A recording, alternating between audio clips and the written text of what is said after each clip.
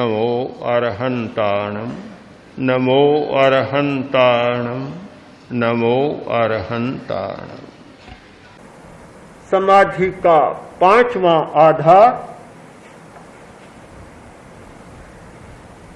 अपने स्वभाव के जागरण के लिए उपायों का अवलंबन। हमने सारी बातें जान ली, किंतु अपने स्वभाव को जगाने का प्रयत्न नहीं किया, उपाय काम में नहीं लिए, तो स्वभाव का जागरण नहीं होगा। आनंद है पर आपको पता है कि सोया पड़ा, अनंत आनंद सोया पड़ा है। शक्ति है पर सोई पड़ी है, चेतना है पर ढंकी पड़ी है। पर्दा, इतना गहरा पर्दा चेतना पर पड़ा है, जब पर्दा नहीं हटेगा होना न होना बराबर हो जाता है। हुआ नहीं हुआ कोई फर्क नहीं पड़ता। पंखा है, ताड़ियां है, सब कुछ ठीक है, पर बिजली का करंट अभी जुड़ा नहीं। पंखा हो न हो कोई फर्क नहीं पड़ेगा। पंखा तब चलेगा कि तब बिजली का प्रवाह इसके साथ जुड़ जाएगा। शक्ति है पर शक्ति तब काम आएगी जब प्राण शक्ति का इसके साथ प्रवाह जुड़ जाएगा। आनंद है पर आनंद तब काम आएगा जब चैतन्य की प्रेक्षा का प्रवाह करंट उसके साथ जुड़ जाएगा। आपने शरीर प्रेक्षा का अभ्यास किया, पूरे शरीर को देखने का अभ्यास किया, आपको लगता होगा यह क्या बचकानापन। आए थे ध्यान करने के लिए और सिखाया जाता है ललाट को देखो, कान को देखो, आंख को देखो। यह तो घर में एक शीशा सामने कर लेते, सब देख लेते, क्या इसके लिए हम यहाँ आए? आपको बड़ा अजीब सा लगेगा, किंतु आपने शरीर को देखा है, शीशे में देखा है और न जाने कितनी बार देखा, पर क्या देखा? चमड़ी को देखा कैसी है, रंग रूप को देखा कैसी है, बनावट को देखा कि कैसी है। कभी आपने ध्यान नहीं दिया कि इस चमड़ी के भीतर क्या है, इस चमड़ी के भीतर क्या है, इस चमड़ी के भीतर जो प्राण का प्रवाह है, कभी आपने उस ओर ध्यान देने का प्रयत्न नहीं किया। इस चमड़ी के भीतर जो प्राण के कंपन हो रहे हैं, प्राण के स्पंदन हो रहे हैं, निरंतर कंपन हो रहे हैं, कांप रहे हैं, उन्हें जानने का कभी आपने प्रयत्न नहीं किया। इस उन प्राण के स्पंदनों के नीचे जो चेतना की सक्रियता है, चेतना का प्रवाह है, कभी आपने ध्यान नहीं दिया।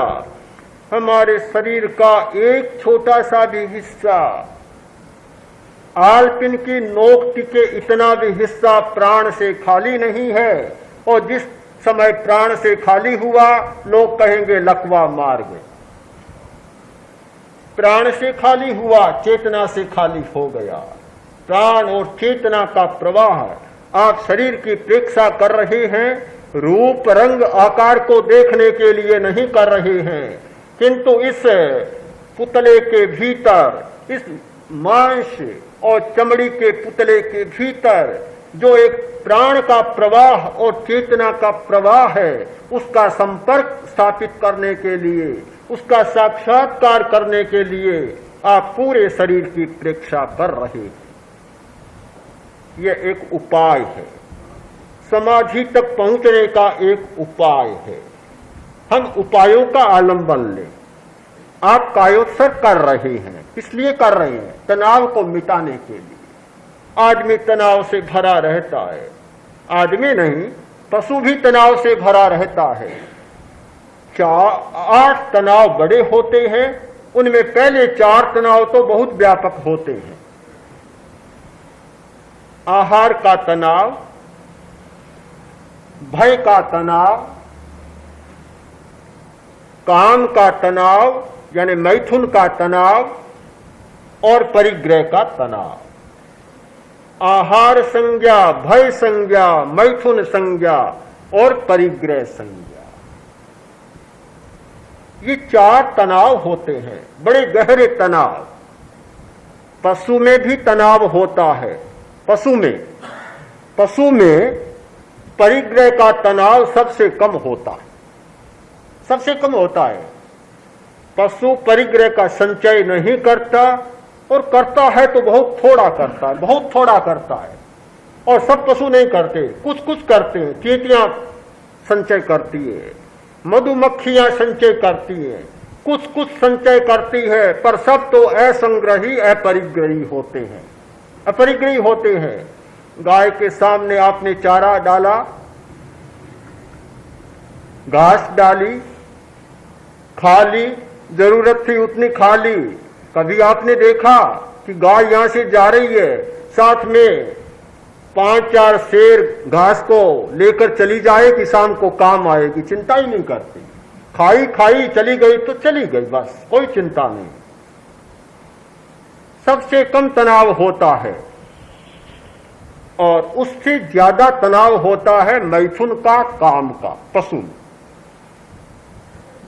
उससे ज्यादा तनाव होता है भय का, और सबसे ज्यादा तनाव होता है आहार का। तो पशु में सबसे ज्यादा तनाव होता है आहार का। मनुष्य में भय का तनाव सबसे कम होता है, भय सबसे कम होता है मनुष्य में।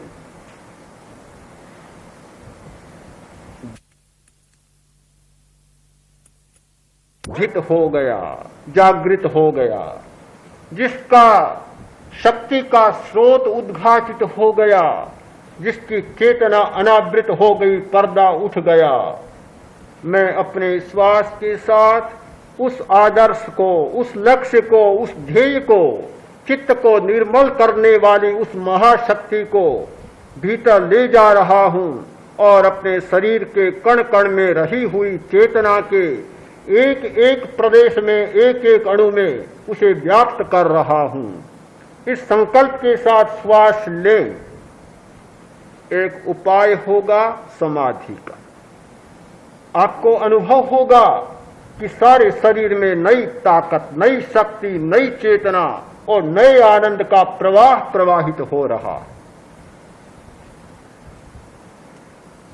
हम रेचन का और पूर्ण का भावना के साथ प्रयोग करें तो हमारी शक्तियां अनावृत होंगी, उद्घाटित होंगी, और समाधि का मार्ग प्रशस्त होगा। बहुत उपाय हैं, सारे उपायों की चर्चा मैं अभी नहीं कर पाऊंगा।